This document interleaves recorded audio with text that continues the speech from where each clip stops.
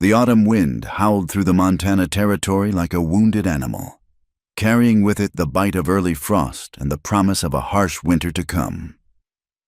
The year was 1847, and the land stretched endlessly beneath a sky the color of old pewter, broken only by the jagged teeth of distant mountains.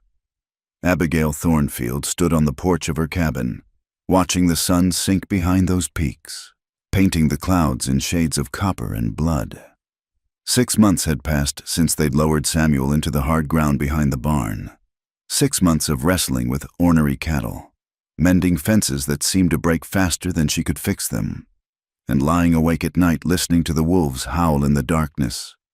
The other ranchers had been kind enough at first, offering help and condolences in equal measure, but as summer faded into fall, so too had their visits. A widow alone on a ranch was like a candle in a windstorm. Everyone knew it was only a matter of time before the flame went out. Abigail pulled her shawl tighter around her shoulders, the rough wool catching on her work-worn hands. At 32, she was still young by most accounts, but the frontier had a way of aging a person. The mirror showed lines around her green eyes that hadn't been there 2 years ago, and her honey-colored hair, once her pride, now stayed pinned in a practical bun from dawn to dusk. She was about to turn back inside when she saw them, 2 figures on horseback, dark silhouettes against the dying light. Her hand moved instinctively to the Winchester propped against the doorframe. Travelers were rare this far from town, and those who did come calling after dark rarely brought good news. The riders moved slowly, and as they drew closer, Abigail could make out more details. A man, tall in the saddle, wearing a long duster that had seen better days. Behind him, clinging to his waist, was a smaller figure, a child. They stopped at the gate, and the man dismounted with the careful movements of someone who'd spent too many hours in the saddle. "Ma'am," he called out, his voice carrying across the yard. "Sorry to trouble you this late. Name's Nathaniel Blackwood. I was told in town you might be needing a ranch hand." Abigail kept the rifle within reach but didn't raise it. "Who told you that?" "Fellow at the general store. Said the widow Thornfield was trying to run her place alone." He paused, then added, "Said you were too proud to ask for help but might not turn it away if it came knocking." Despite herself, Abigail felt her lips twitch. That sounded like old Henry at the store, meddling as always. "And you just happened to be looking for work?" The man removed his hat, revealing dark hair streaked with premature gray and a face weathered by sun and wind. "Truth is, ma'am, we've been riding for near on 3 weeks. My daughter and I, we need a place to winter. I'm a good hand with cattle, can mend anything that's broken, and I don't drink nor gamble. You'd get honest work for fair wages." It was then that the child slipped down from the horse, and Abigail saw her clearly for the first time. A girl, maybe 7 or 8 years old, with tangled dark hair and eyes too large for her thin face. She clutched a cloth doll to her chest, and even in the fading light, Abigail could see the road dust on her dress and the weariness in her small shoulders. "Papa," the girl whispered, tugging at his coat. "I'm cold." Something twisted in Abigail's chest. She thought of the empty rooms in the cabin, the silence that pressed against her ears each night, the way she sometimes caught herself setting 2 places at the table before remembering. "What's your daughter's name?" she asked, her voice softer than before. "Evangeline," Nathaniel replied, "though she answers to Evie." Abigail looked at them, really looked. The man's boots were worn down at the heels, his clothes mended but clean. The child's dress had been let down at least twice, the hem showing different ages of fabric. But it was their eyes that decided her. She'd seen that particular weariness before, in her own mirror. It was the look of people who'd lost something that couldn't be replaced and were still learning how to carry on without it. "You can put your horses in the barn," she said finally. "There's fresh hay in the loft. When you're done, come to the house. I've got stew on the stove, and it's too much for one person anyway." Relief flickered across Nathaniel's face, though he tried to hide it. "We're obliged, ma'am. Truly." Abigail watched them lead their horses toward the barn, the little girl's hand firmly clasped in her father's. The wind picked up again, sending dried leaves skittering across the yard like tiny bones. Winter was coming, sure enough, but for the first time since Samuel's passing, the thought didn't fill her with dread. She went inside to check the stew and add more wood to the fire. The cabin felt different somehow, as if it were waking from a long sleep. She found herself taking down 3 bowls instead of 1, 3 spoons, 3 cups. The movements felt rusty but right, like stretching muscles that had been still too long. Through the window, she could see the soft glow of a lantern in the barn. The man would be thorough, she suspected. He had the look of someone who understood that first impressions mattered, especially when you had a child depending on you. Abigail paused in her preparations, struck by a sudden memory. Samuel had knocked on her father's door 10 years ago, hat in hand, looking for work. She'd watched from the stairs as a 15-year-old girl, captivated by the young man's earnest face and steady gaze. Now here she was, on the other side of that door, holding the power to change someone's fortune with a simple yes or no. The knock came sooner than expected. When she opened the door, Nathaniel and Evangeline stood on the porch, their faces scrubbed clean with water from the pump. The child's hair had been hastily braided, and she'd changed into a dress that was worn but cleaner than the one she'd arrived in. "Come in," Abigail said, stepping aside. "Warm yourselves by the fire." They entered cautiously, and Evangeline's eyes went wide as she took in the cabin's interior. It wasn't fancy frontier homes rarely were, but Abigail had kept it neat and welcoming.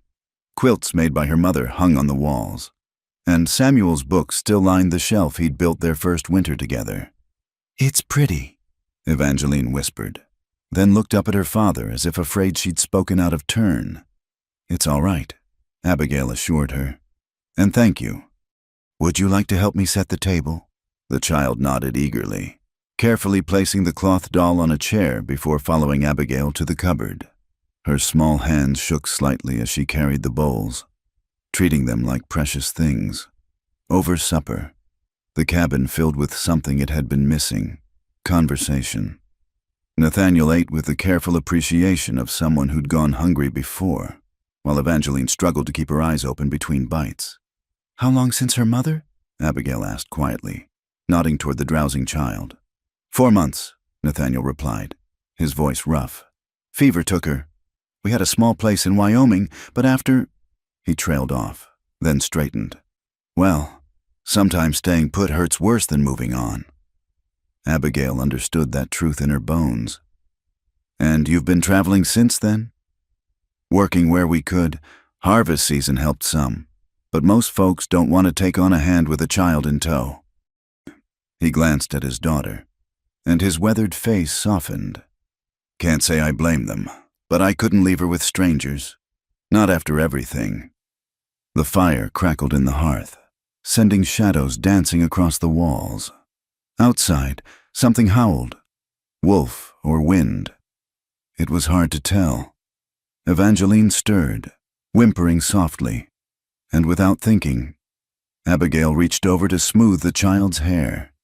"There's a small room off the kitchen," she found herself saying. "Used to be for storage, but it's got a window and room for 2 bedrolls. If you're minded to stay, that is $30 a month plus board, and I'll expect you to earn it." Nathaniel's head came up sharply. "You're offering us the job." "I'm offering you a trial," Abigail corrected. 2 weeks to prove you're as good as you say. The land here doesn't forgive mistakes.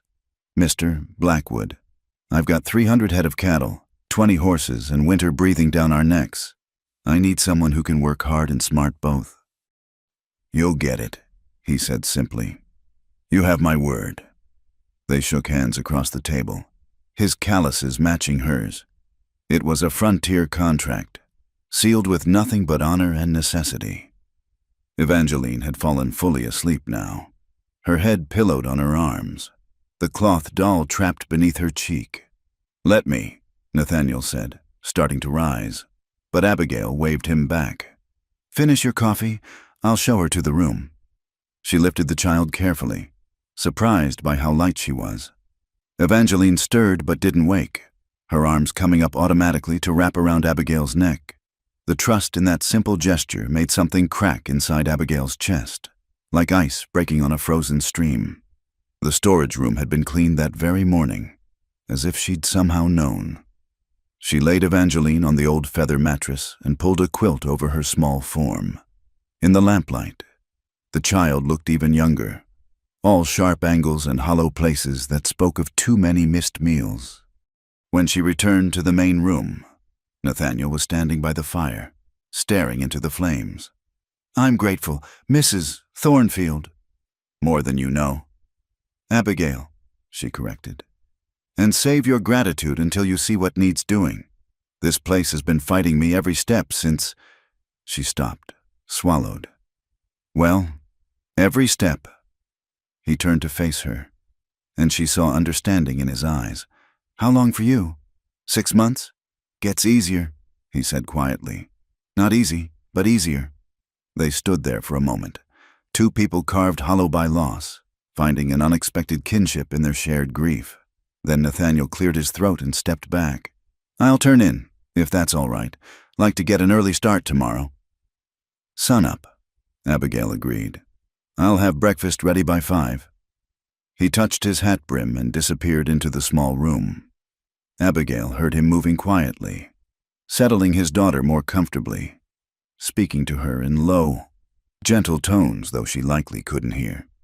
Alone again, Abigail banked the fire and prepared for bed, but sleep felt far away.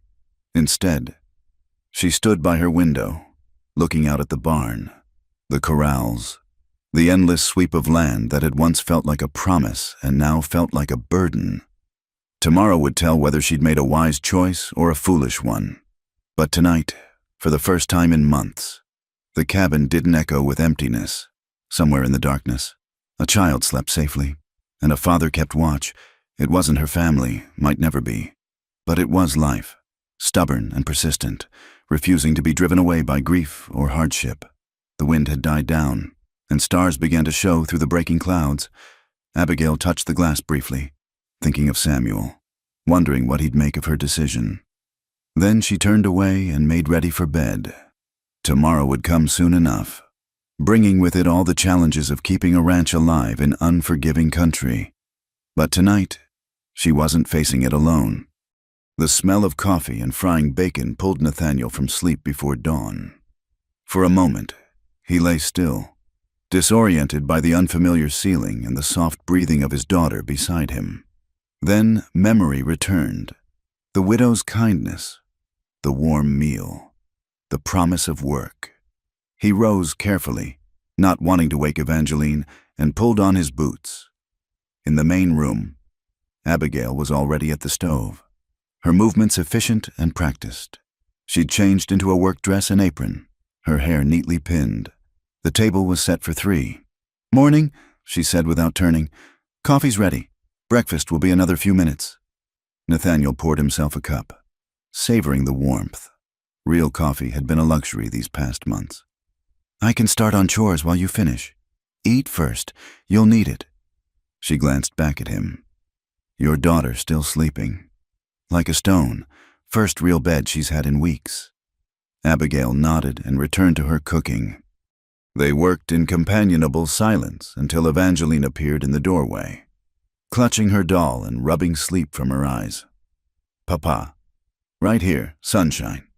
Nathaniel held out his arms, and she ran to him, burying her face in his shirt.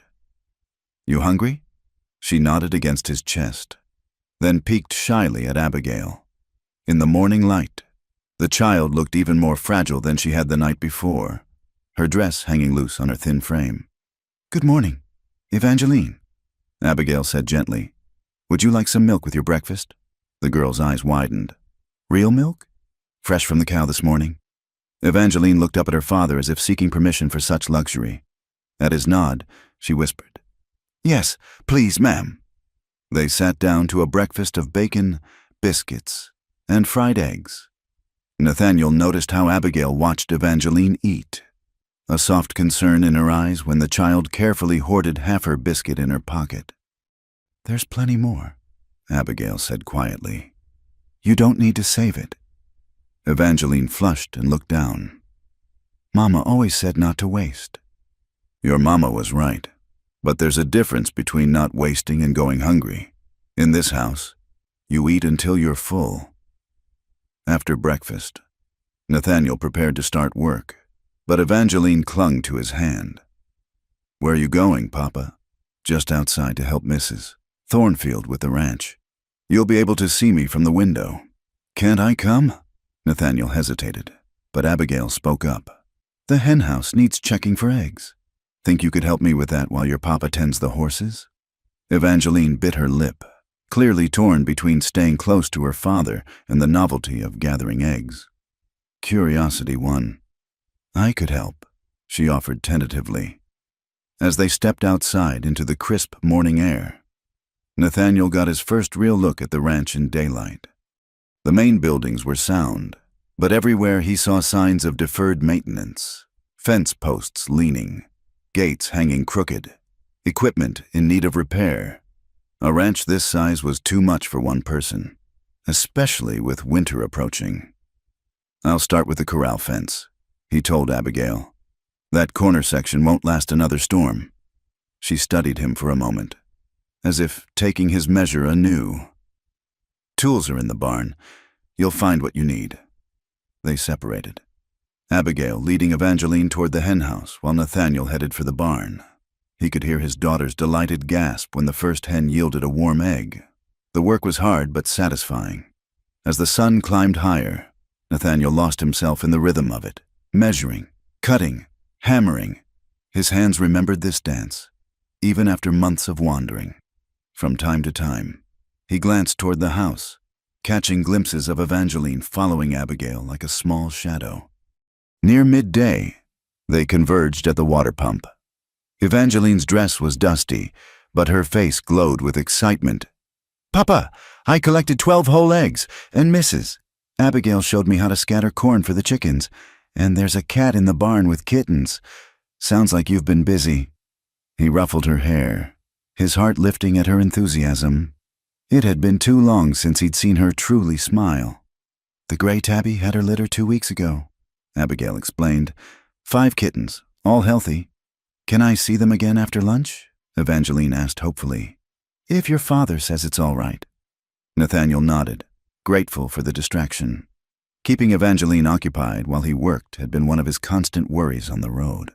Lunch was a simple affair: cold beef, bread, and preserves, eaten at the kitchen table. Abigail had a map spread out beside her plate, marking water sources and grazing areas. "The north pasture's best for wintering," she explained, tracing the boundaries with her finger. "Samuel always said—" She stopped abruptly, her hand stilling. "Your husband knew the land well," Nathaniel said carefully. "He did." Her voice was steady, but he saw the effort it cost her. "Bought this place 8 years ago with nothing but dreams and determination. Built it up from scrubland to what you see now. He'd be proud you're keeping it going." Abigail's laugh was short and bitter. "Keeping it going? I'm barely holding on. Half the town expects me to sell before first snow." "Will you?" She met his eyes squarely. "Not if I can help it." After lunch, Evangeline curled up on the hearth rug with one of the kittens Abigail had allowed her to bring inside. The doll sat forgotten as she gently stroked the tiny creature, whispering secrets into its fur, watching her. Abigail felt that crack in her chest widen. Does she remember her mother well?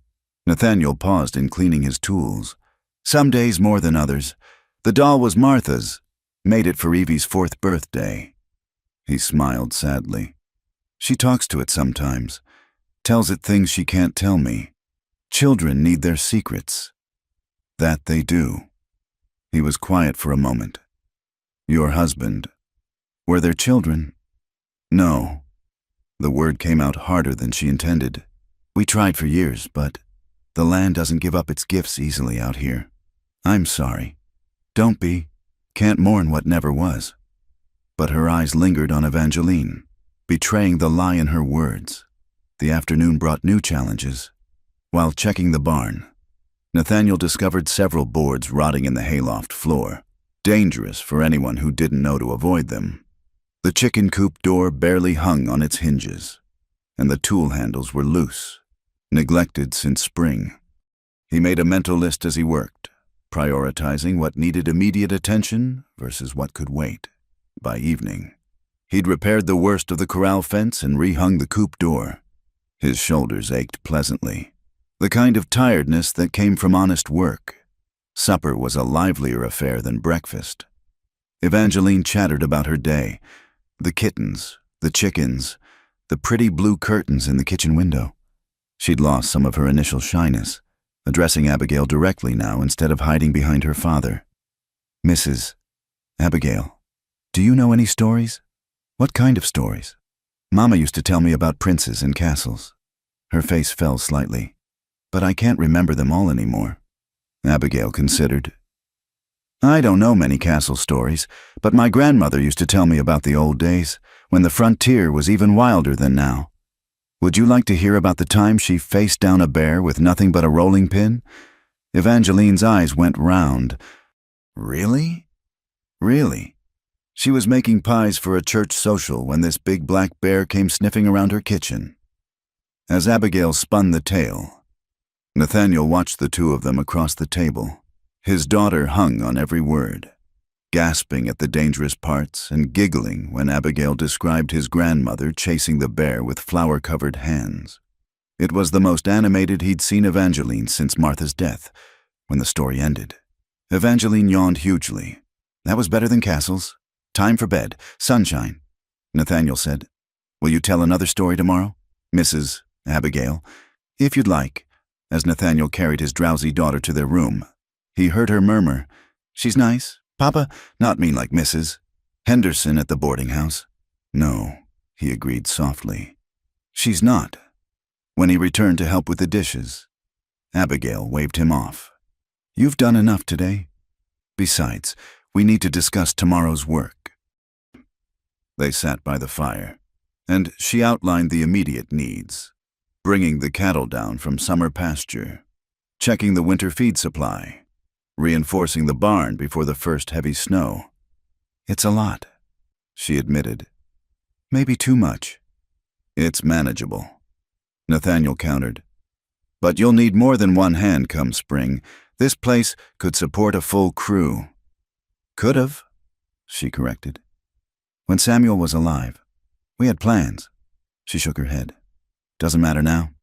I'll be lucky to keep it running through winter." "Why stay? Must be easier places for a woman alone."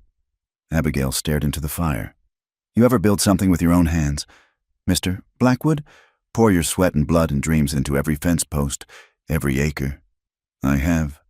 "Then you know why I can't leave. This land has pieces of us in it, Samuel and me. Selling would be like selling his grave." They sat quietly, listening to the fire pop and the wind rise outside. Finally, Nathaniel stood. "Better get some rest. Long day tomorrow. Mr. Blackwood." "Nathaniel." She looked up at him. "Thank you for the work today.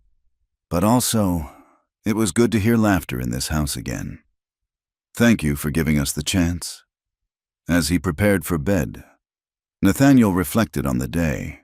He'd worked harder ranches and faced tougher bosses.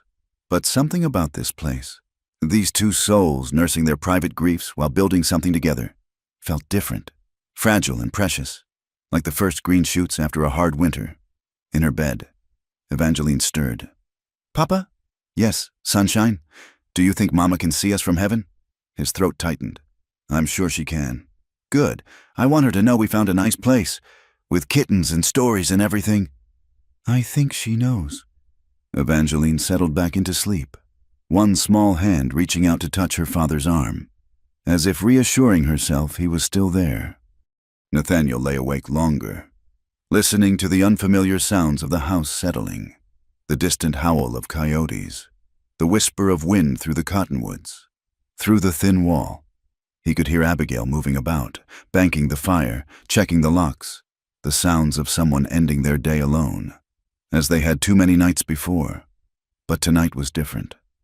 Tonight, the house held more than one lonely soul. Perhaps that was enough. Not healing, not yet, but the first step toward it.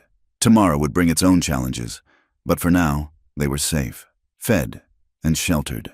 On the frontier. Sometimes that was all the miracle you could ask for. The first week passed in a blur of dawn to dusk labor. Each morning, Nathaniel rose before the sun, finding coffee already brewing, and Abigail bent over her ledgers, calculating feed costs against dwindling funds. He'd grown accustomed to her quiet efficiency, the way she moved through tasks with an economy born of necessity. What surprised him more each day was her patience with Evangeline. The child had blossomed under Abigail's gentle attention, following her about the house like a devoted puppy. Where once she'd been silent and withdrawn, now she chattered freely, helping with simple chores and absorbing every scrap of knowledge Abigail offered. "See how I'm holding the needle?" Abigail demonstrated one evening, showing Evangeline how to mend a torn apron. Small stitches, close together. That's what keeps the fabric strong. Evangeline's tongue poked out in concentration as she tried to copy the movements. "Like this. Just like that. You're a natural." Nathaniel watched from across the room, pretending to oil a harness while his heart swelled at the sight. Martha had always intended to teach their daughter such things, but illness had stolen that chance. Now here was Abigail, filling that void without being asked, as if it were the most natural thing in the world. The next morning brought the real test of his skills. 300 head of cattle needed moving from the high summer pastures before the weather turned. It was a job that typically required 3 or 4 men. "We'll have to do it in stages," Abigail said, studying the terrain from horseback. "Bring them down in groups of 50 or so." "I have another idea," Nathaniel said. "Evie's been riding since she could walk. She's small, but she knows how to work cattle." Abigail looked skeptical. "She's just a child. Out here, children learn fast or they don't survive." He softened his tone. "I wouldn't suggest it if I didn't think she could handle it.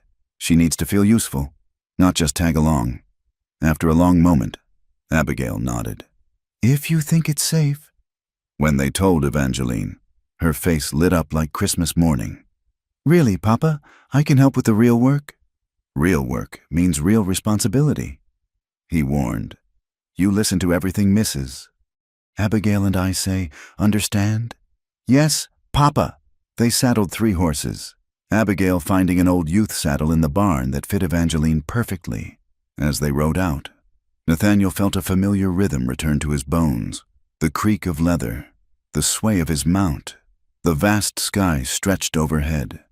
This was the life he knew, the life he'd tried to build with Martha before fever took her away. The cattle were scattered across a high meadow, grown fat and lazy on summer grass. At Nathaniel's direction, they spread out. He took the left flank, Abigail the right, and Evangeline stayed in the middle as sweep rider. "Remember, sunshine," he called to his daughter. "Steady and calm, the cattle feel what you feel." What followed was a dance as old as the West itself.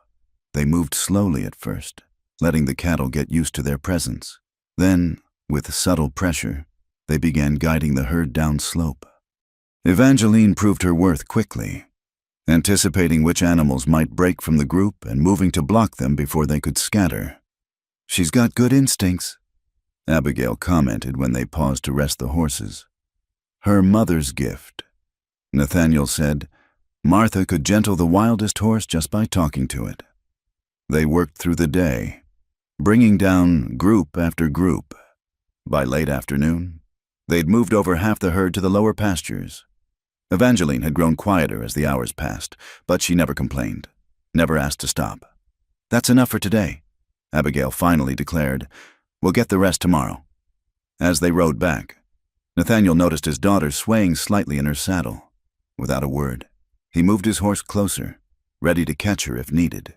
But she straightened, gripping the reins with determined hands. "Did I do good, Papa?" she asked as they unsaddled the horses. "You did better than good. You did professional work today." Abigail appeared with a cup of water. "Professional workers get paid," she said seriously, then pressed a silver dollar into Evangeline's palm. "Fair wages for fair work." Evangeline stared at the coin as if it were magical. My very own dollar? Your very own. You earned it. That night, Evangeline could barely keep her eyes open through supper, but she clutched her dollar tight, occasionally pulling it out to admire it in the lamplight. What will you do with your wages? Abigail asked. Save it, Evangeline said promptly. Papa says saving is important. Smart girl. Though it's also good to buy something special sometimes, something just for you. After Evangeline had been carried to bed, exhausted but happy, Nathaniel found Abigail on the porch, watching the stars emerge. You didn't have to pay her, he said, joining her on the bench. Yes, I did. She worked as hard as any hand I've hired. Harder than some. She paused. Children need to know their worth, especially girls. Too many grow up thinking they're only good for what others give them, not what they earn themselves.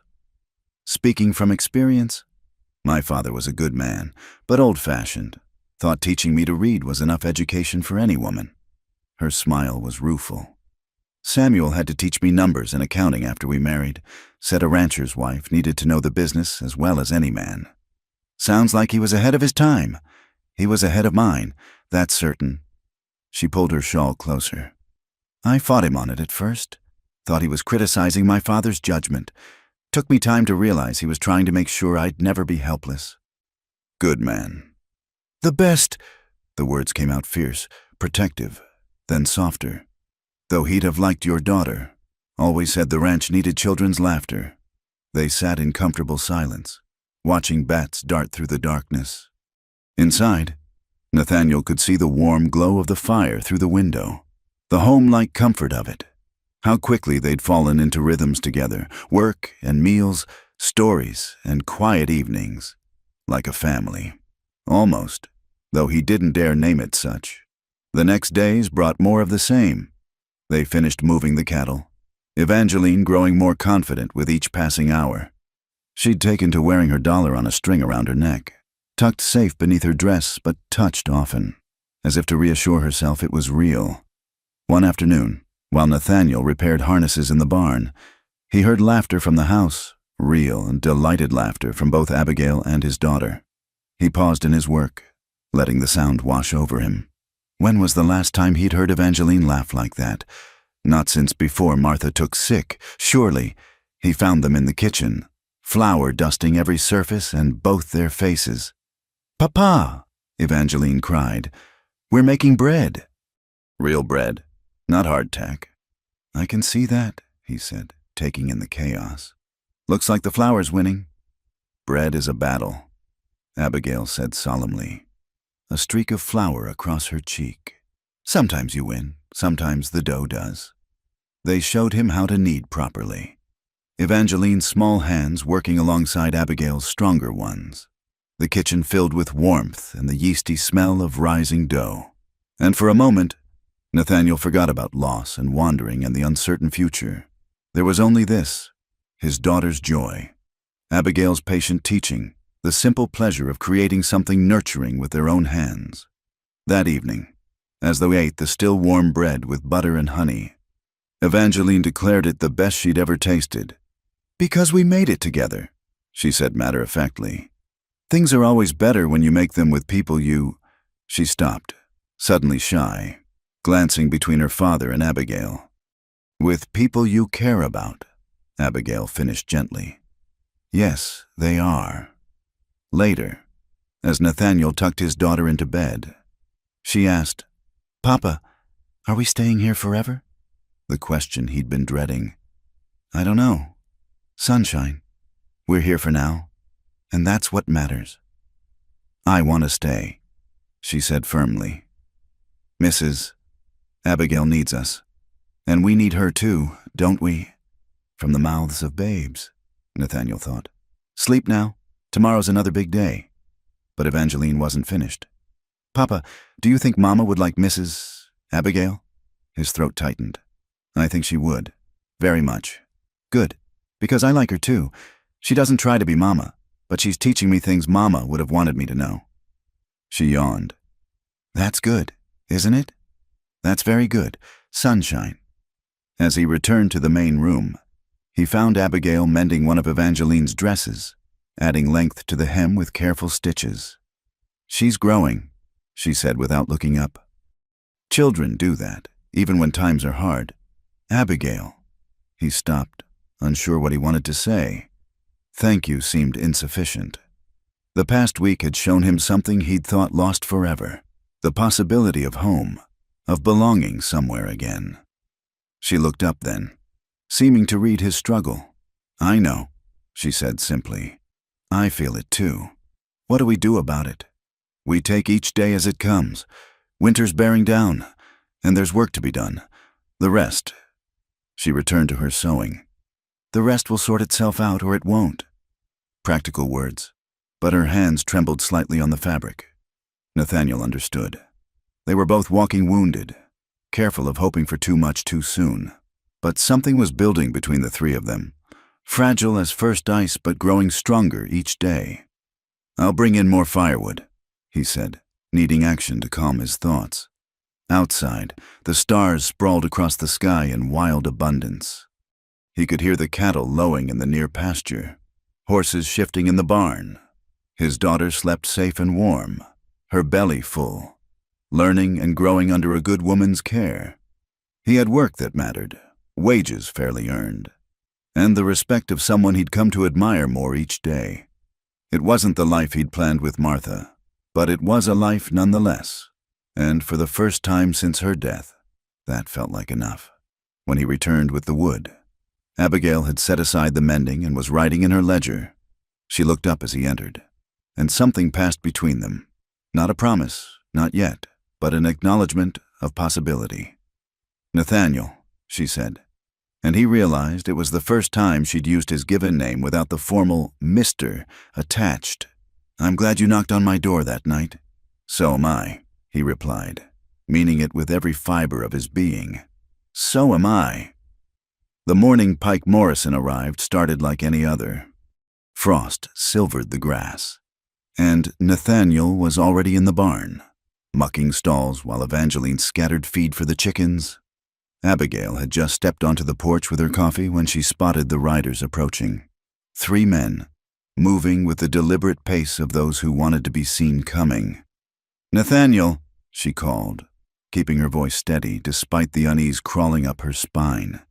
He emerged from the barn, pitchfork in hand, and followed her gaze. His expression darkened. Evie, go inside. But Papa, I haven't finished. Inside, now! Something in his tone made the child obey without further protest. She scurried past Abigail, who touched her shoulder reassuringly before the door closed. The riders stopped just outside the fence. The man in front was big, with pale eyes and a scar that pulled his mouth into a permanent sneer. His companions looked like hired muscle, the kind who enjoyed their work too much. Mrs. Thornfield, the scarred man said, touching his hat in a mockery of politeness. Pike Morrison, representing Mr. Cyrus Hartwell's interests. I know who you are. Abigail replied. State your business. Morrison's gaze slid to Nathaniel, who'd moved to stand beside her. Hired yourself a new hand, I see, bit soon after your husband's passing, isn't it? My employment arrangements are none of your concern, Abigail said coldly. Everything on this range is Mr. Hartwell's concern. Morrison dismounted, his men following suit, especially when your cattle keep wandering onto his land, found near a dozen head with your brand grazing his water yesterday. That's impossible. We moved all the cattle to the lower pastures last week. You calling me a liar, Mrs. Thornfield? Nathaniel stepped forward. She's saying you're mistaken. Easy enough to verify. Why don't you show us these strays? Morrison's eyes narrowed. And you are. The hired hand, like the lady said. They studied each other, and Abigail saw something flicker across Morrison's face. Not quite recognition, but a wary assessment. Professional gunmen had a way of recognizing their own kind. Cattle cross property lines.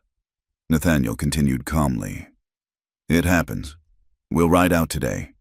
Check the fences. Bring back any strays. No harm done. No harm? Morrison laughed. An ugly sound. Mr.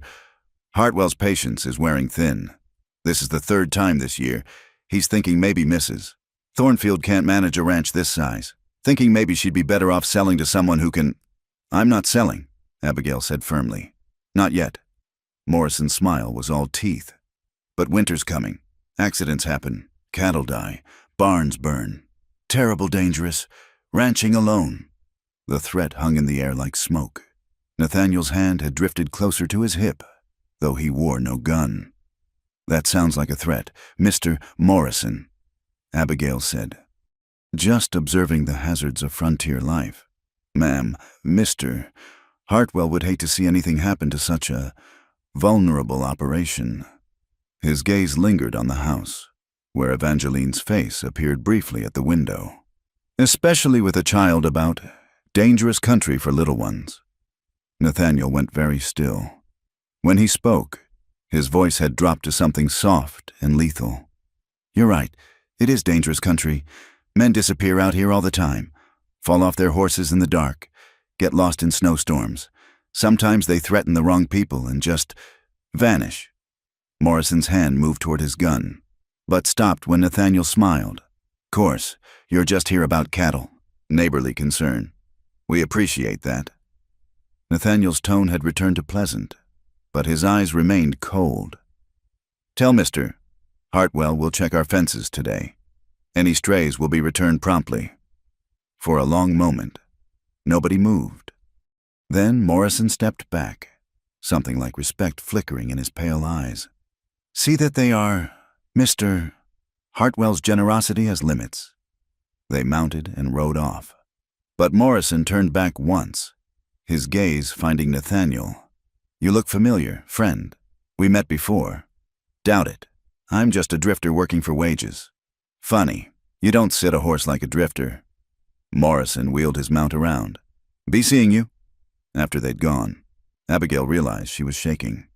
Nathaniel gently took her elbow and guided her inside, where Evangeline waited anxiously. Who were those men, Papa? Nobody important. Sunshine. Why don't you go check on the kittens? When she'd gone, Abigail sank into a chair. He threatened Evangeline. He threatened all of us. Nathaniel poured her coffee with steady hands, but she could see the tension in his shoulders. Tell me about Hartwell. Cyrus Hartwell owns the biggest spread in the territory. 3,000 head, maybe more. He's been buying up smaller ranches for years, by whatever means necessary. She wrapped her hands around the warm cup. Samuel always said Hartwell had his eye on our water rights. We've got the best year-round stream for miles. And now, with Samuel gone, he figures you're easy pickings.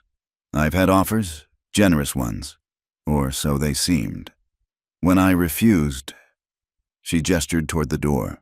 The visit started. Little things at first, cut fences, scattered cattle, nothing I could prove. Nathaniel was quiet for a moment. Morrison recognized something in me. He's not wrong. I wasn't always a rancher. Abigail waited, sensing the weight of what he was about to share. I was a lawman once, deputy marshal in Kansas, before Evangeline was born. Good at it, too, maybe too good. He stared into his coffee. Made enemies. One of them came for me at home. Martha was... He stopped, swallowed hard. She was alone with the baby. Got between them and the gun. By the time I got there... Oh, Nathaniel. I killed him. The man who shot her. Killed him and felt nothing but empty. Turned in my badge the next day. Took Evangeline and left. Been running ever since, I suppose, running from what I was, what I did. Abigail reached across the table, covering his hand with hers. You protected your family. There's no shame in that. Didn't protect them well enough. He turned his hand palm up, interlacing their fingers. But I won't make that mistake again. If Hartwell wants this ranch, he'll have to go through me. This isn't your fight, isn't it?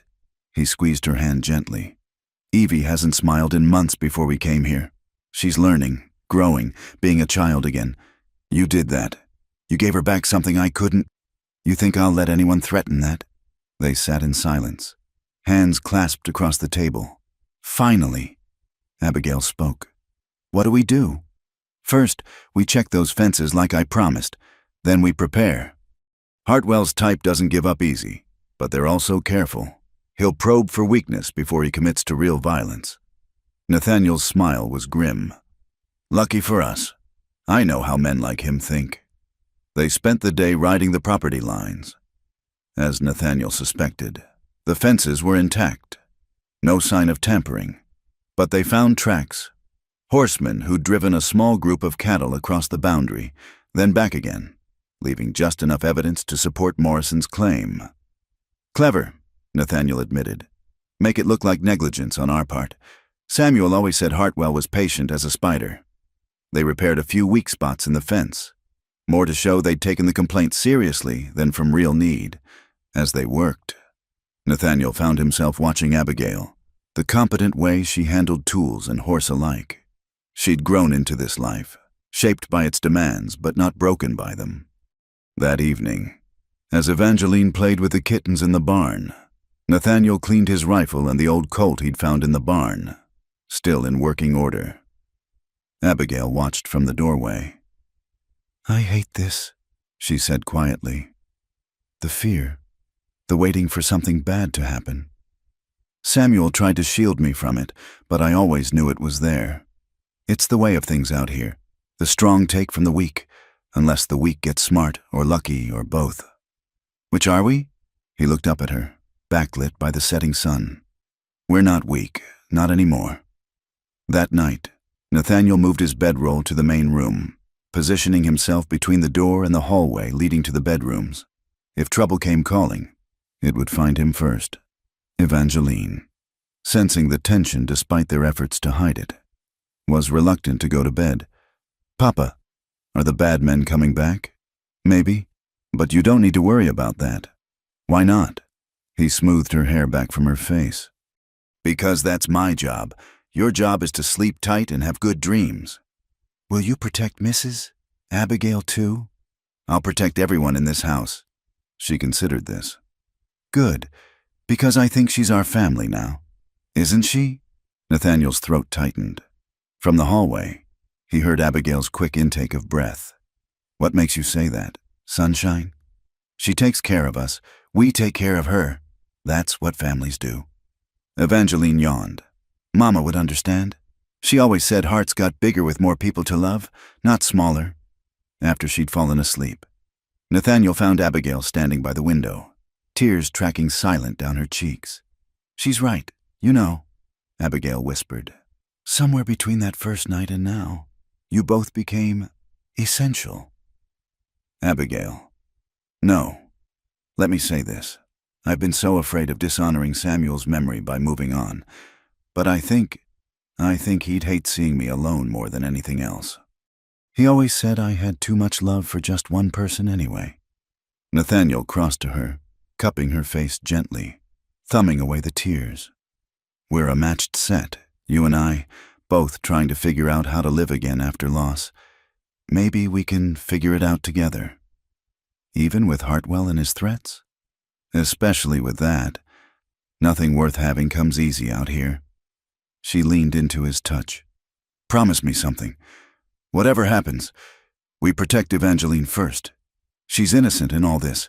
I promise, but I'm going to protect you both, or die trying." "Don't you dare die," she said fiercely. "Don't you dare leave us now that we've found you." He pulled her close, and she came willingly, fitting against him like she belonged there. They stood together in the darkness, drawing strength from each other while outside the wind rose, carrying with it the scent of coming snow and the promise of harder days ahead. But for now, they were together. A makeshift family forged from loss and need, and the stubborn hope that refused to die even in the hardest ground. Whatever Hartwell sent their way, they'd face it together. In the barn, a kitten mewed. In her bed, Evangeline smiled in her sleep. And in the main room, two wounded souls held each other and began to believe that maybe, just maybe, they'd found their way home. The morning dawned crisp and clear, perfect for what Nathaniel had in mind. 3 days had passed since Morrison's visit, 3 days of watching and waiting. But today, they would take action of a different sort. "We're going after the strays that wandered up canyon," he announced at breakfast. "All of us." Evangeline's fork paused halfway to her mouth. "Me too." Can't leave you here alone, and we need all hands for this job." Abigail understood immediately. Keeping Evangeline close was safer than leaving her at the ranch, even for a few hours. "I'll pack provisions. It'll be a long day." They set out after the morning chores. 3 riders against the vast landscape. Evangeline rode between them on her gentle mare, her small frame straight with pride and purpose. She'd taken to wearing her hair in braids like Abigail, and Nathaniel's heart caught at how naturally she'd begun to mirror the woman who'd shown her such kindness. The canyon country stretched before them, red rock and scattered juniper, paths that wound between ancient stones. The cattle had indeed wandered far, following water and sweet grass into a box canyon miles from home. "There," Abigail pointed to fresh tracks. "Maybe a dozen head." They followed the trail deeper into the canyon, the walls rising around them like cathedral spires. It was beautiful country, but treacherous. Too many places for ambush. Too many ways to get lost. "Stay close, sunshine," Nathaniel warned as Evangeline's mare tried to wander toward an interesting patch of flowers. They found the cattle near a spring, grazing peacefully in a hidden meadow. The brands were mixed, some theirs, some bearing Hartwell's H-bar mark. "Well, now," Nathaniel said quietly, "seems our cattle aren't the only ones who wander. Or someone wanted them to wander together." Abigail observed, "Make it look like we're stealing." They separated the herds carefully, working in the practiced rhythm they'd developed. Evangeline proved her worth again, keeping the scattered animals from bolting while the adults cut out the different brands. It was near noon when they stopped to rest the horses and eat. They made camp by the spring, spreading a blanket in the shade of an overhanging rock. The canyon walls sheltered them from the wind, creating a pocket of warmth in the cool day. "Tell me a story, Mrs. Abigail," Evangeline requested through a mouthful of biscuit. "About when you were little." Abigail smiled. "When I was your age, my family lived in Ohio. Flat country, not like here. I used to dream about mountains and adventures." "Is that why you came west?" "Partly, but mostly I came because that's where life led me." She glanced at Nathaniel. Sometimes the best things happen when we're not looking for them. As Abigail spun tales of her childhood, Nathaniel found himself watching them both, his daughter hanging on every word. Abigail's face animated with memory and humor. The sun filtered through the rocks, casting patterns of light and shadow. And, for a moment, the threats and worries seemed very far away. "Papa's not listening," Evangeline accused, noticing his distraction. "I'm listening," he protested. "Just thinking too." "About what?" "About how lucky we are to be here, right now, together." Evangeline considered this with the seriousness only a child could muster. "Mama used to say that too. She said we should hold tight to the good moments because they help us through the bad ones." "Your mama was a wise woman," Abigail said softly. "She would have liked you." Evangeline declared, "You both know about important things." After lunch, they began moving the cattle back toward home. It was slower going with animals than without, and the afternoon shadows were lengthening by the time they reached more familiar ground. That's when Nathaniel spotted the dust cloud. "Company," he said quietly to Abigail. "Take Evie and the cattle into that draw. Stay out of sight. Nathaniel, please, just until I know who it is." She didn't argue further, recognizing the tone that brooked no discussion. "Come on, sweet pea," she told Evangeline. "Let's water the horses while your papa scouts ahead." Nathaniel rode to higher ground, using a stand of pines for cover. The riders came into view, 5 men, moving fast. Not Hartwell's men, he realized with relief, but neighbors from the surrounding ranches. He recognized Tom Patterson in the lead, a solid man who'd always dealt fair with Samuel. He showed himself, and Patterson raised a hand in greeting. "Blackwood, we were riding out to your place. Glad we found you. What's the trouble?" "Wire fence." Patterson's face was grim. "Someone strung barbed wire across Miller's Creek, right where it crosses the old cattle trail. Jim Hendrick's boy nearly killed his horse running into it in the dark last night." Nathaniel swore under his breath. Barbed wire was a fighting matter in open range country. Hartwell? Has to be. Nobody else would dare. He's trying to close off access to water. Force us all to sell or move on. Patterson looked around. Where's Mrs. Thornfield? Safe. We were gathering strays. Nathaniel whistled. The signal for all clear. Abigail emerged from the draw, driving the small herd with Evangeline's help. The men touched their hats respectfully. Ma'am, sorry to bring trouble, but this affects us all. What affects one affects all, Abigail agreed. That's always been the way out here. They made camp together as darkness fell, the men agreeing it was too late to make town before full dark. The cattle were secured in a rope corral, and soon the smell of coffee and beans filled the air. Evangeline, thrilled by the novelty of so many visitors, helped serve supper with careful hands.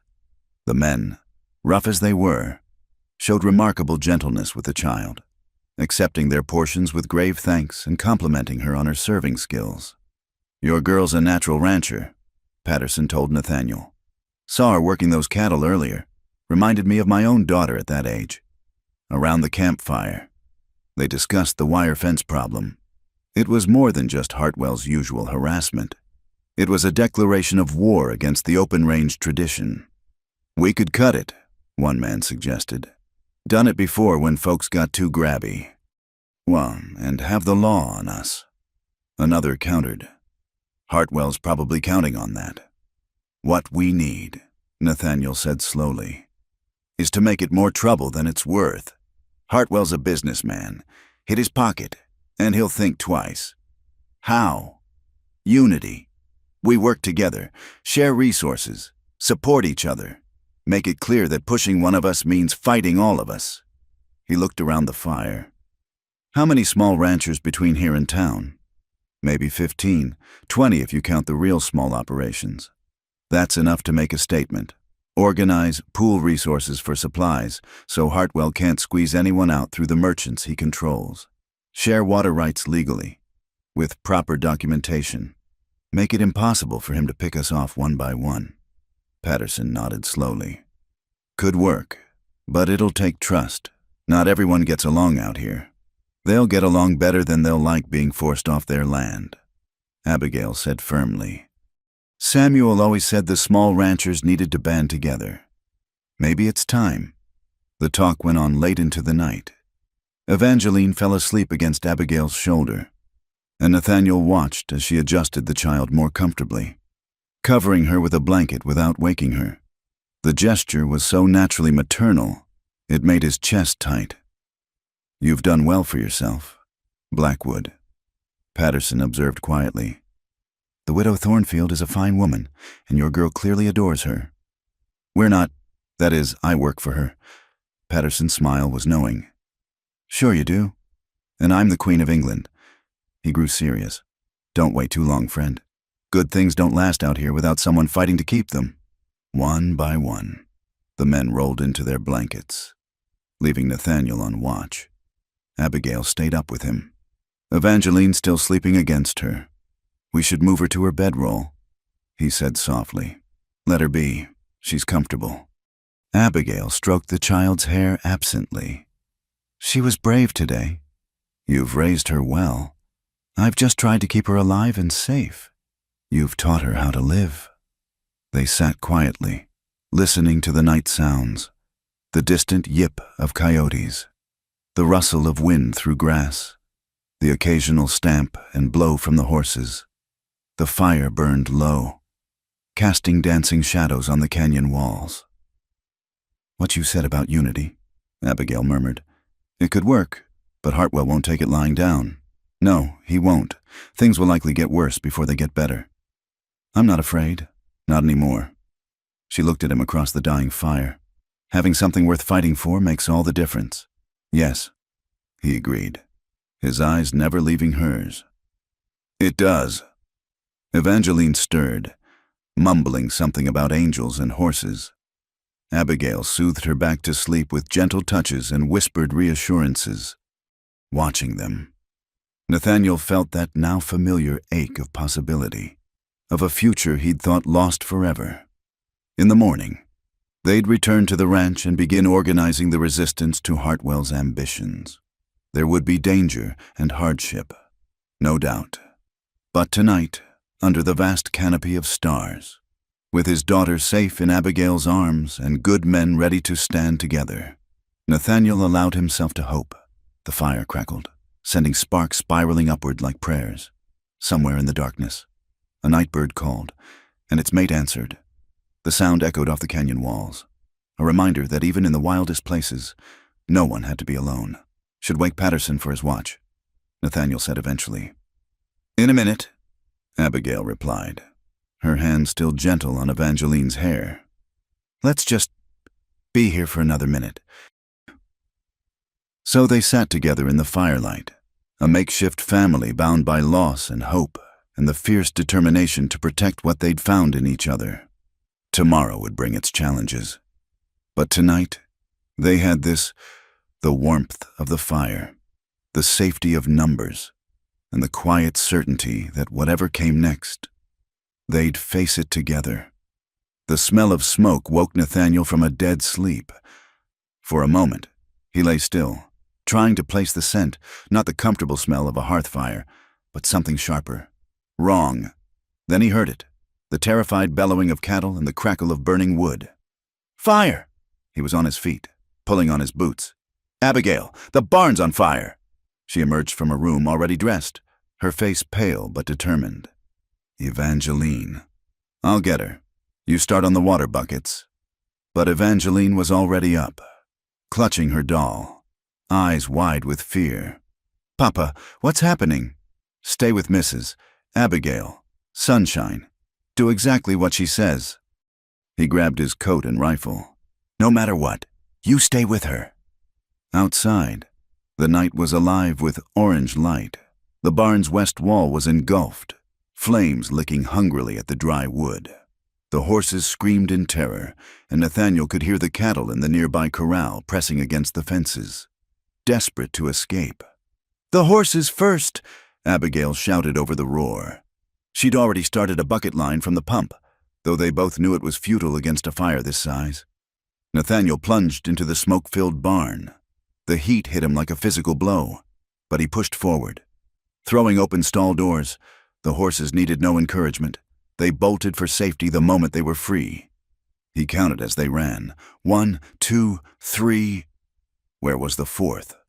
Through the smoke, he saw her, Evangeline's gentle mare, pressed against the back wall, too terrified to move. He grabbed a blanket, threw it over her head, and let her out, coughing and stumbling through the thickening smoke. Papa! Evangeline's scream cut through the chaos. She broke free from Abigail and ran toward him. Buttercup! She's safe, baby. She's safe. He passed the mare's lead to his daughter, then turned back to the disaster. The fire had spread to the roof now, sending burning debris raining down. There was no saving the barn, but if they could keep it from spreading to the house. The cattle! Abigail pointed to the corral. The press of frightened animals had broken through one section of fence, and cattle were scattering in all directions, some running toward the flames in their panic. Together, they worked to direct the stampeding animals away from the fire. It was dangerous work. 300 pounds of frightened beef didn't care what stood in its way. More than once, Nathaniel had to pull Abigail out of the path of charging cattle. By the time they'd gotten the herd moving away from the buildings, the barn was beyond hope. They stood watching it burn, covered in soot and sweat, breathing hard. Evangeline pressed against Nathaniel's side, tears cutting clean tracks through the dirt on her face. My kittens, she whispered. The kittens were in there. Abigail knelt beside her, pulling her close. I'm so sorry, Sweet Pea, I'm so sorry. As dawn broke, the full extent of the damage became clear. The barn was a total loss, along with most of their winter feed, tools, and tack. Several cattle had been injured in the stampede, and they'd lost at least a dozen head who'd scattered into the darkness. Nathaniel walked the perimeter, reading the signs. He found what he expected. Hoof prints leading away, the stub of a torch thrown carelessly aside. This was no accident. Hartwell's men? Abigail asked, joining him. Without doubt. He showed her the torch. They wanted us to know it, too. This is what happens when you don't fall in line. Her jaw tightened. Then we rebuild. Better and stronger. With what? Winter's coming. Abigail. Without shelter for the animals. Without feed. He didn't need to finish. They both knew what it meant. We'll find a way. But her voice lacked conviction. The loss was devastating, possibly fatal to the ranch's survival. They spent the morning salvaging what they could. Neighbors began arriving by midday, drawn by the smoke still rising from the ruins. Tom Patterson was among the first, his face grim as he surveyed the damage. "This changes things," he said. "Burning out a widow and child. Even Hartwell's crossed a line. What good does that do us?" Abigail asked bitterly.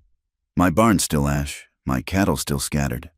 "It means you're not facing this alone," Patterson replied. He turned to address the growing crowd.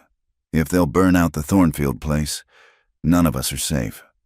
I say it's time we stopped talking and started acting." A murmur of agreement ran through the gathered ranchers.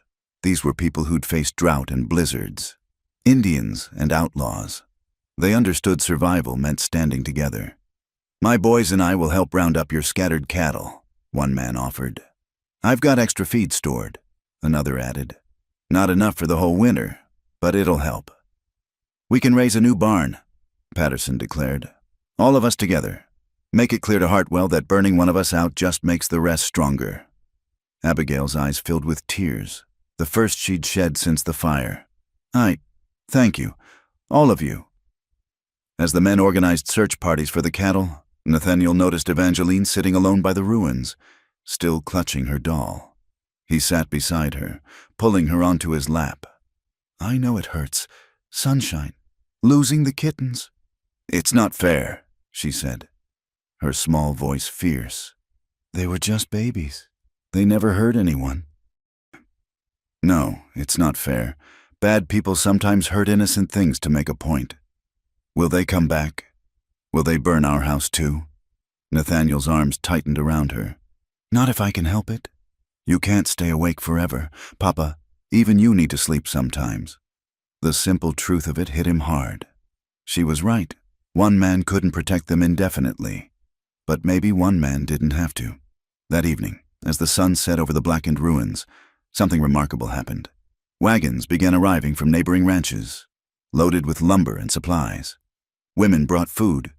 Men brought tools and willing hands. By nightfall, the yard looked like a small tent city. "We'll start at first light," Patterson announced. "Frame first, then walls. If we work together, we can have her raised in 2 days." Abigail stood before them all, struggling for words.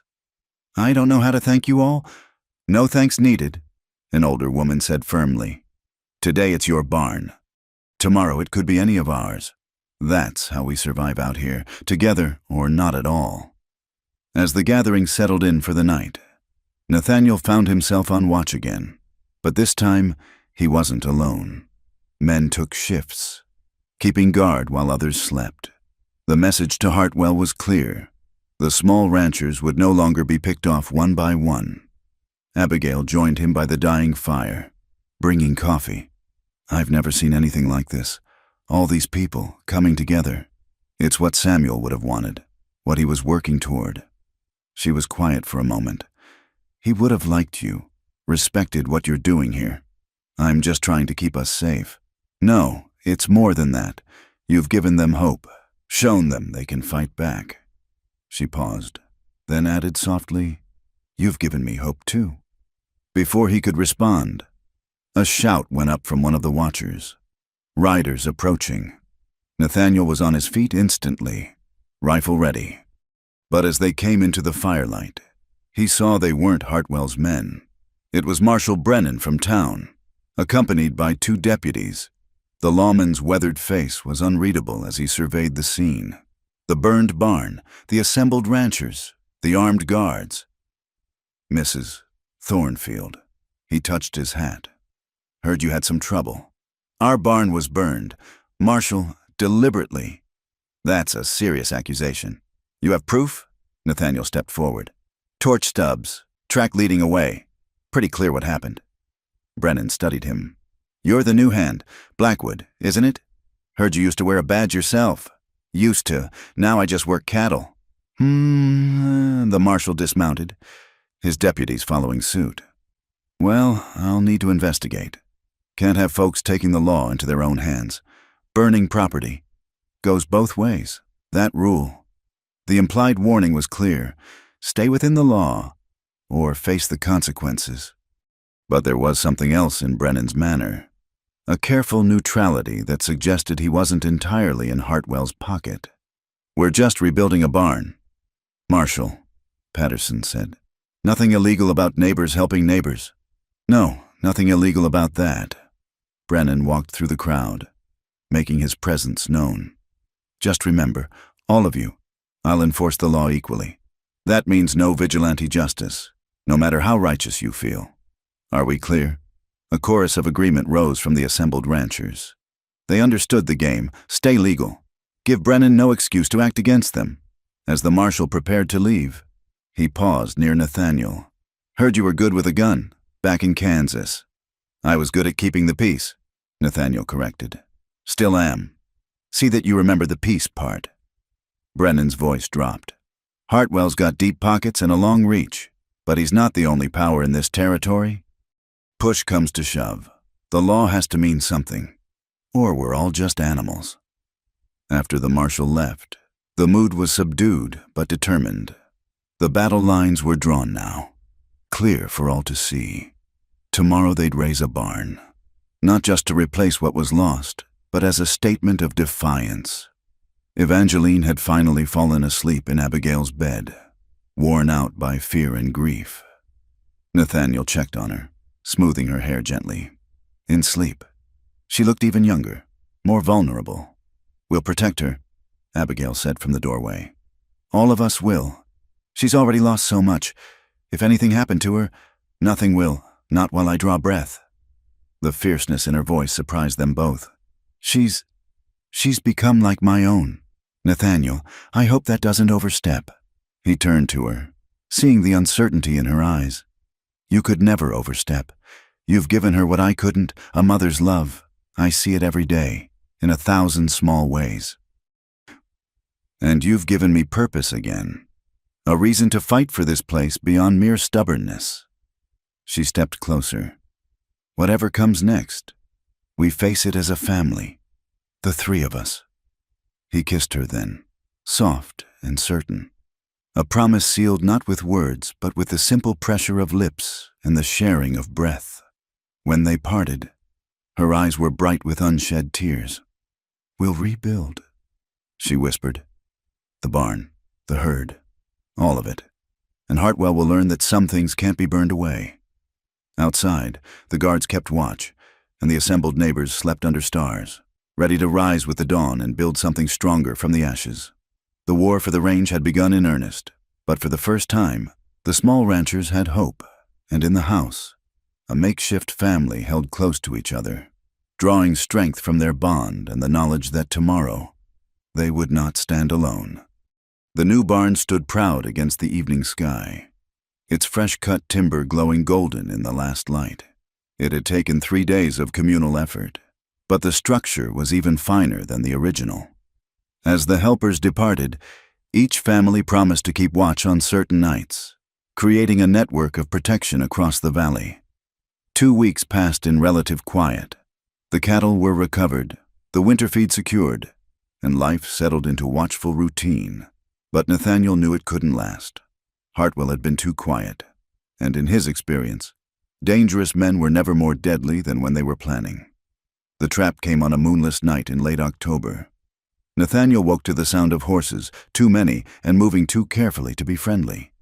He slipped from his bedroll in the main room, checked the loads in his rifle and pistol, then moved to wake Abigail. They're here, he whispered. Get Evangeline to the root cellar. She was alert instantly, frontier trained. No questions, no panic, just swift action. While she roused Evangeline, Nathaniel positioned himself by the window. He counted at least 8 riders, spreading out to surround the house. Thornfield, Pike Morrison's voice carried across the yard. "We know you're in there. Come out peaceful-like, and nobody gets hurt." Nathaniel called back. "State your business, Morrison." "Got a warrant here, says you've been stealing Hartwell cattle. Marshal wants you brought in for questioning." "In the middle of the night? With 8 men? Try again." A laugh from outside. "Well now, can't blame a man for trying the easy way first. Here's how it is. You come out, or we come in. Either way, you're leaving that house."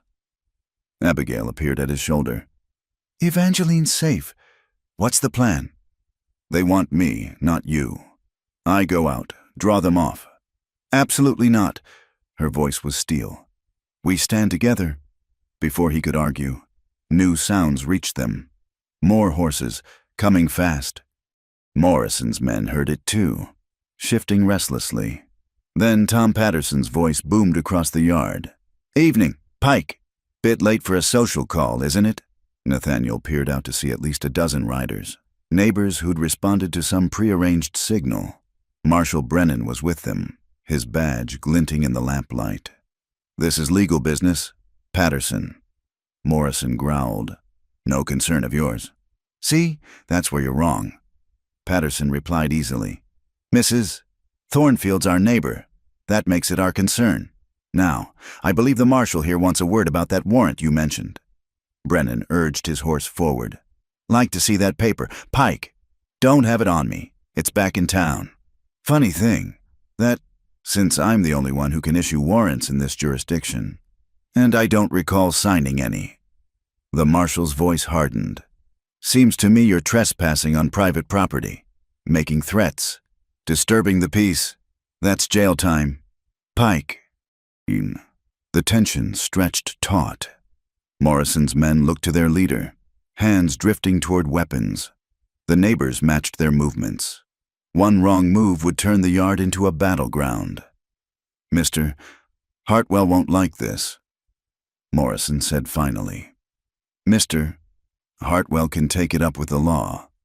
Brennan replied, "Now move along, all of you, and Pike. Next time you want to serve a warrant, make sure you actually have one." For a long moment, nobody moved. Then Morrison wheeled his horse around. "This isn't over. Blackwood, not by a long shot." They rode off into the darkness, but everyone knew they'd be back. The neighbors stayed until dawn, setting up a defensive perimeter. Marshal Brennan lingered, accepting coffee from Abigail. "Can't always be here," he said quietly. "And Hartwell's got influence in the territorial government. Sooner or later, he'll find a legal way to move against you. Then we'll face it when it comes." Nathaniel said, "There might be another way." Brennan studied his coffee. "Hartwell's careful, but he's not perfect. Man like that builds his empire on threats and violence, leaves tracks, evidence, the kind that could interest federal marshals, maybe even the territorial governor."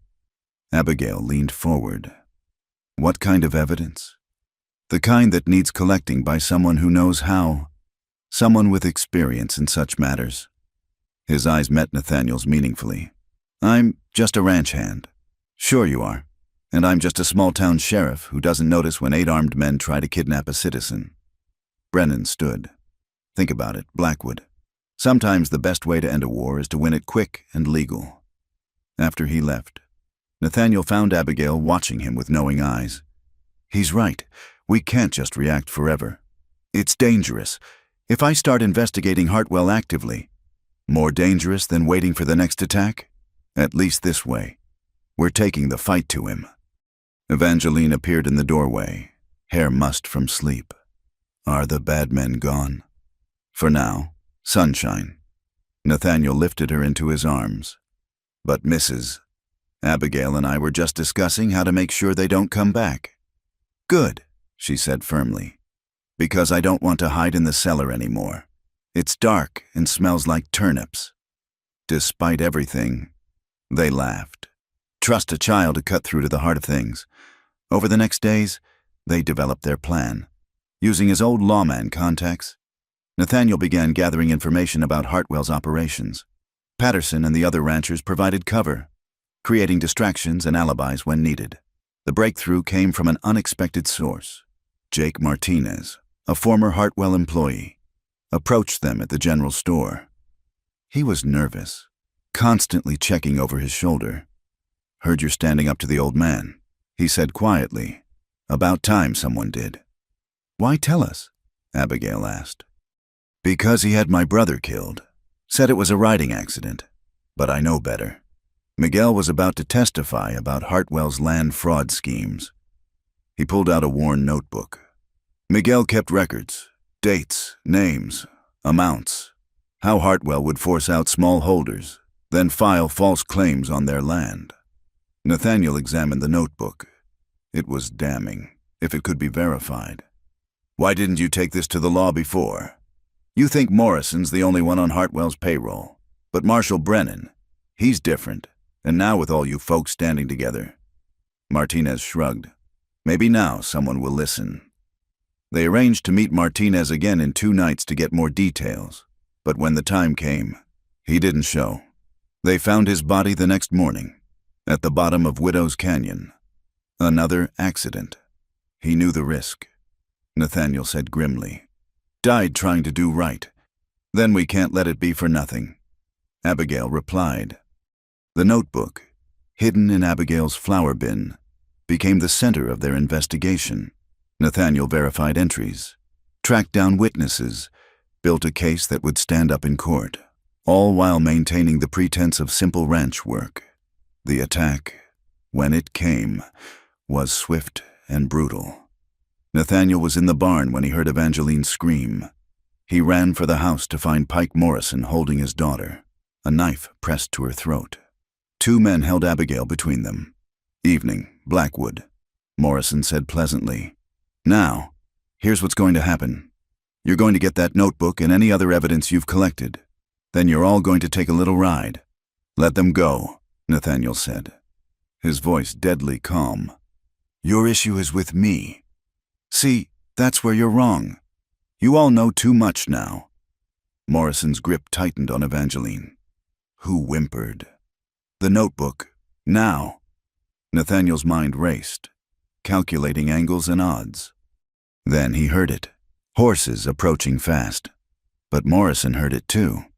"Sounds like we're running out of time," he said.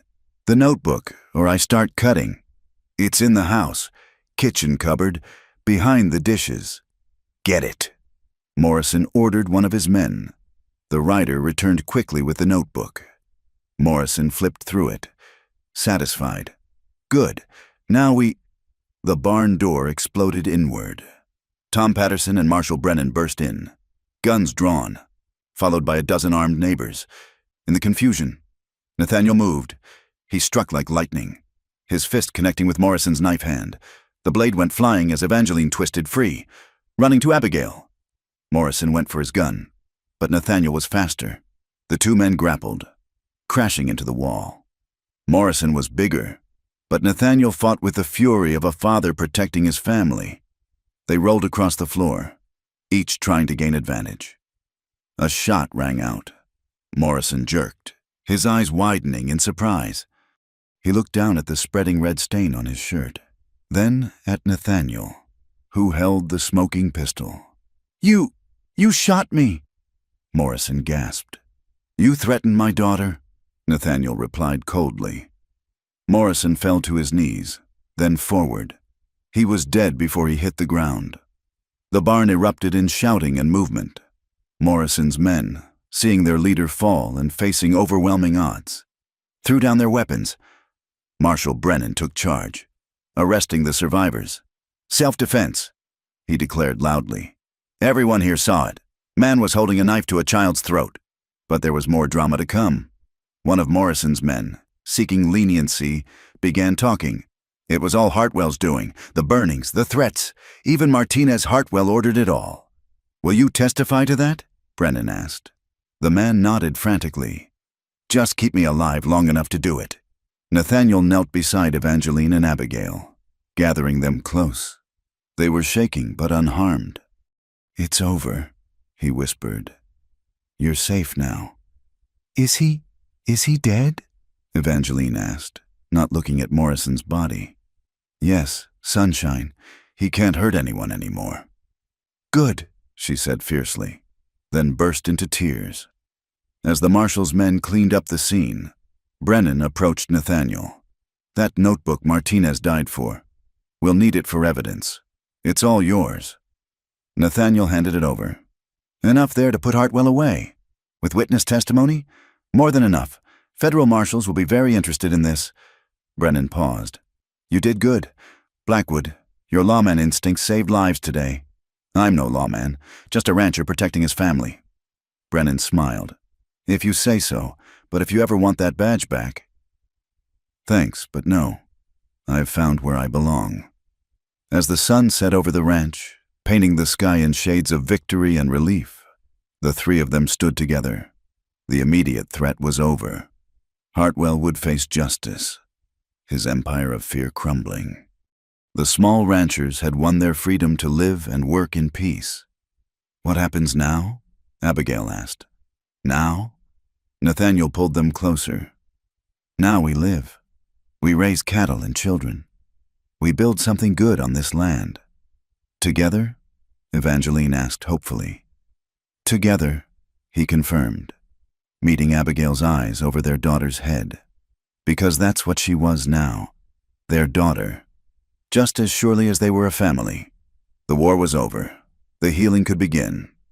Spring came early to the Montana Territory that year, painting the valleys with wildflowers and filling the air with the sound of rushing snowmelt. The ranch had never looked better. New fences stretched straight and true. The barn stood solid against the sky, and the cattle grew fat on fresh grass. But the most remarkable transformation was in the house itself, where laughter had become as common as morning coffee. 6 months had passed since Pike Morrison's death and Cyrus Hartwell's arrest. The federal marshals had come, taken testimony, and hauled the land baron away to face justice. His empire had crumbled quickly after that. His ill-gotten holdings returned to their rightful owners or sold at fair prices to those who'd worked the land honestly. On this particular morning, Abigail stood on the porch, watching Nathaniel teach Evangeline to rope a fence post. The girl's technique was improving daily, her small hands growing sure with the lariat. "Like this, Papa," she called, sending the loop sailing through the air. "Perfect. Sunshine, you'll be out roping me before summer's end. I want to rope a real calf next time." "When you're ready," he promised. "All things in their time." Abigail smiled at the phrase. It had become something of a family motto these past months. All things in their time. They'd learn not to rush healing or happiness, but to let both grow naturally, like crops in good soil. Letter came. Tom Patterson called, riding up to the gate. "From town." Nathaniel retrieved the envelope, frowning at the official seal. Such letters rarely brought good news, but as he read, his expression shifted to surprise, then something close to wonder. "What is it?" Abigail asked, joining him. "The territorial judge. He's awarded us restitution from Hartwell's assets. For the barn, the harassment, the attempted—" He paused, glancing at Evangeline. "For everything. It's enough to secure the ranch for years to come." Abigail took the letter with trembling hands. The amount was more than generous. It was life-changing. "We could expand, hire proper hands, build a real future here." "We could," Nathaniel agreed. Then, more quietly, "We could do a lot of things." That evening, after Evangeline had gone to bed, they sat together on the porch, planning. The money opened possibilities they'd never dared consider. Better breeding stock, improved water systems, even a school for the valley's children. "Samuel always dreamed of this," Abigail said softly. "Making the ranch into something that would last generations. He'd be proud of what you've built." "What we've built," she corrected. "I couldn't have survived without you, either of you." Nathaniel took her hand. "There's something I've been meaning to ask. Something I should have asked months ago. But I wanted to be sure we were past the danger first." She turned to him, heart suddenly racing. "Nathaniel, marry me, Abigail. Not because we need to for propriety or protection, but because I love you. Because Evangeline loves you. Because we're already a family in every way that matters. And I want to make it official before God and man." Tears spilled down her cheeks. "Are you sure? I'm not. I can't give you children of your own. You've already given me everything. You brought my daughter back to life. You gave us both a home and a purpose. You taught us that hearts can heal and love can grow even in the hardest ground." He cupped her face gently. "You are all I want. Abigail Thornfield. All we want." "Yes," she whispered. "Yes, of course, yes." They were married on a brilliant May morning, with the whole valley in attendance. Evangeline served as flower girl, scattering wildflower petals with grave concentration. She wore a new blue dress that Abigail had sewn, complete with matching ribbons for her carefully braided hair. "Do I look pretty, Mama Abigail?" she'd asked that morning, the new title slipping out naturally. "You look beautiful, sweet pea, like an angel." Good, because angels should look nice at weddings. The ceremony was simple but heartfelt, conducted by the circuit preacher under the big cottonwood tree. When Nathaniel kissed his bride, the assembled crowd cheered loud enough to startle the cattle in the near pasture. Tom Patterson, serving as best man, clapped Nathaniel on the shoulder. "About time, friend. We were starting to take bets on when you'd get around to it." The reception lasted well into the evening. Tables groaned under the weight of food brought by neighbors, and the sound of fiddle music drifted across the range. Children ran wild between the dancers, Evangeline leading a pack of them in some complicated game involving the barn cats. As the sun set, Marshal Brennan approached the happy couple. "Wanted to give you the latest news. Hartwell was convicted on all charges. He'll be spending the next 20 years behind bars." "Justice," Abigail said simply. "Indeed. And there's something else." Brennan produced an envelope. "This came through official channels. Seems the territorial government is looking for honest folk to serve as local magistrates. People who understand both law and community. Interested? Blackwood?"